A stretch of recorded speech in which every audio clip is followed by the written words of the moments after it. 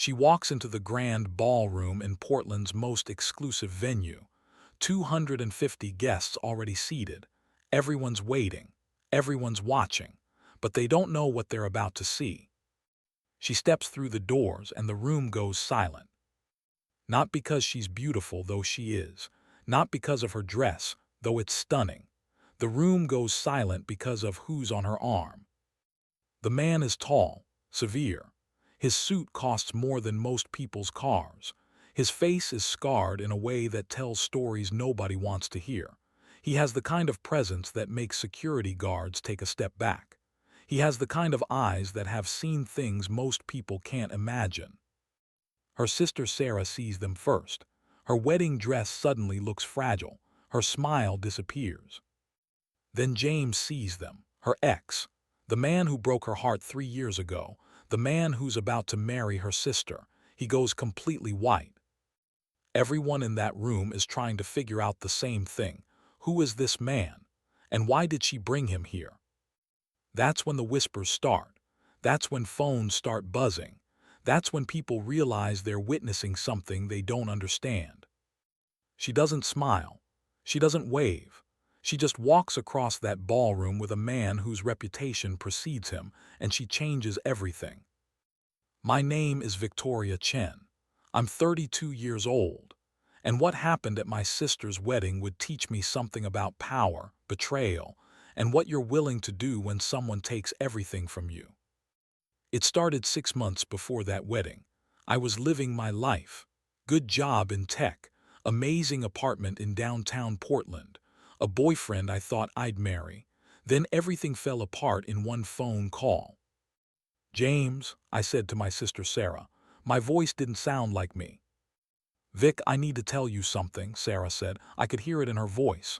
The guilt, the shame, the fear. You're dating him. You're dating James.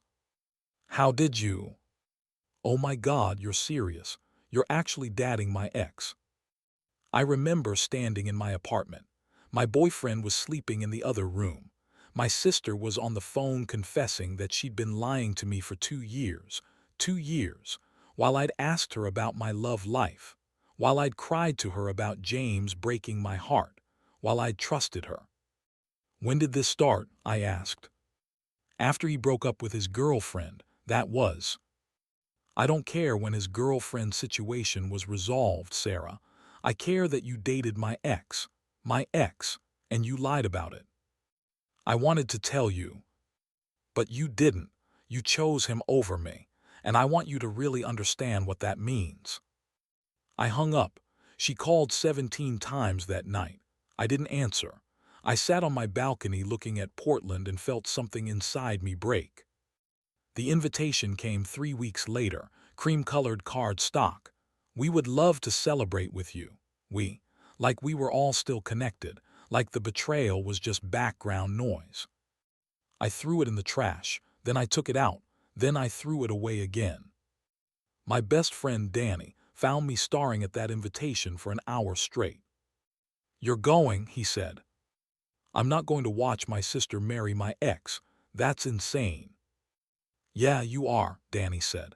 You're going because if you don't, you lose the narrative. What narrative? The narrative where you're strong enough to survive this. Right now, if you don't go, everyone thinks you're broken. Everyone thinks James won.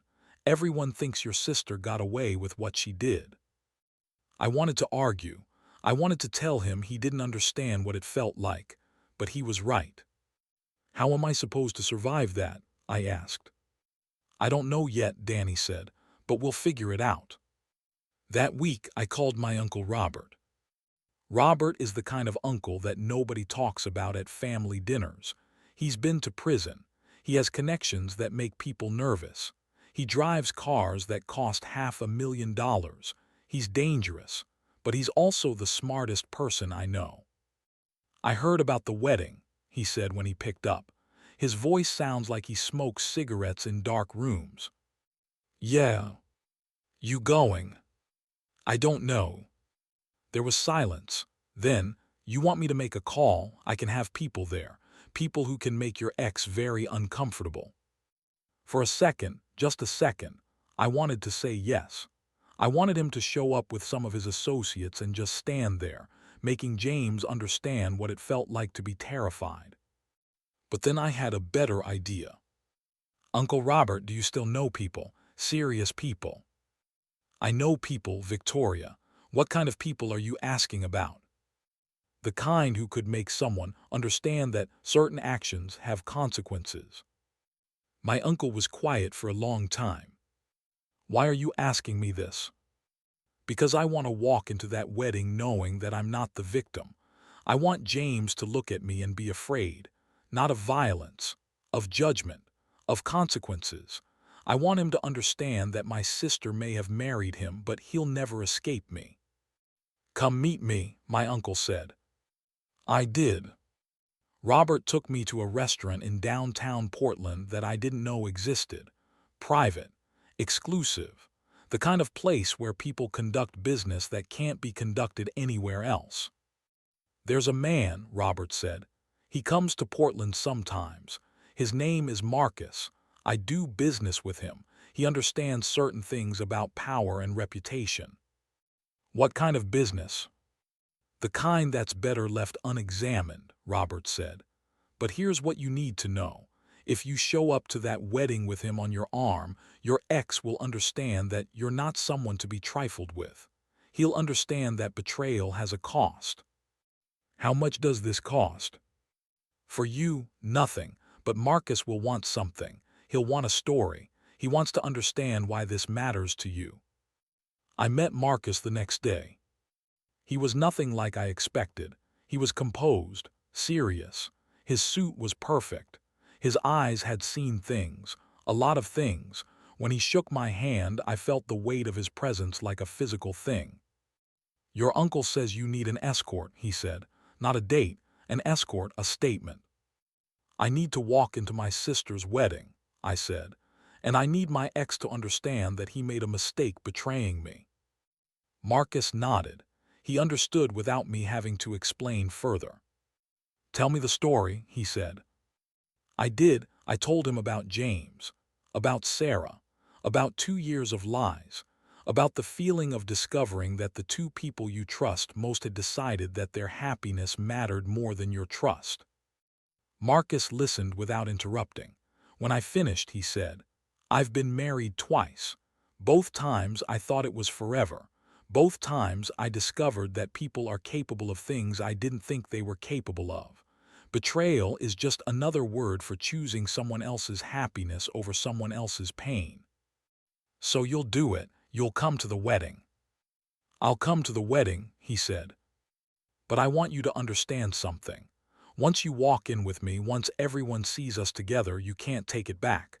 They'll assume things about me, about you, about what this means. Let them assume, I said. The day of the wedding, I got ready in my apartment. I wore a black dress that cost more than most people's rent. I wore it like armor. I looked in the mirror and barely recognized myself. Danny helped me with my makeup. You sure about this? He asked. No, I said, but I'm doing it anyway. Marcus picked me up at 6 o'clock. He arrived in a black car with tinted windows. When he stepped out, even Danny took a step back. You look beautiful, Marcus said.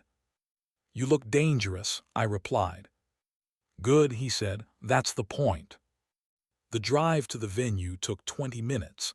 I spent it trying to control my breathing, trying to remember why I was doing this, trying not to panic about what was about to happen. You're going to be fine, Marcus said. He said it like he knew it for certain. How do you know? Because you wouldn't be doing this if you weren't already strong enough. I'm just here to make sure everyone else understands that. We pulled up to the venue. Guests were arriving. Nobody recognized Marcus. Nobody knew who he was. But the moment he stepped out of the car and reached for my hand, something shifted in the air. He placed his hand on my lower back as we walked toward the entrance. It was a simple gesture, but it changed everything. It made it clear. This wasn't a coincidence. This was a choice. People stopped talking when we walked past them. I saw Sarah first. She was peeking out from the bridal suite, checking on the guest arrival. She saw me. She saw Marcus, and I watched her face go completely pale. Then I saw James.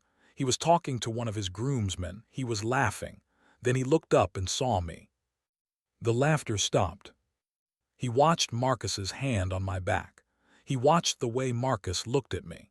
He watched the way people moved away from us like we carried something contagious. James's face went white. Marcus leaned down and whispered something in my ear that I didn't hear but everyone would assume was intimate. He was creating a narrative. The narrative was, this woman has moved on. This woman has someone. This woman is more dangerous than you thought. We took our seats in the front row. Sarah's friends kept turning around to stare. People whispered. Nobody knew who Marcus was, but everyone understood that he was important. The ceremony started. Sarah walked down the aisle in white, and I watched James try not to look at us. I watched him fumble through his vows.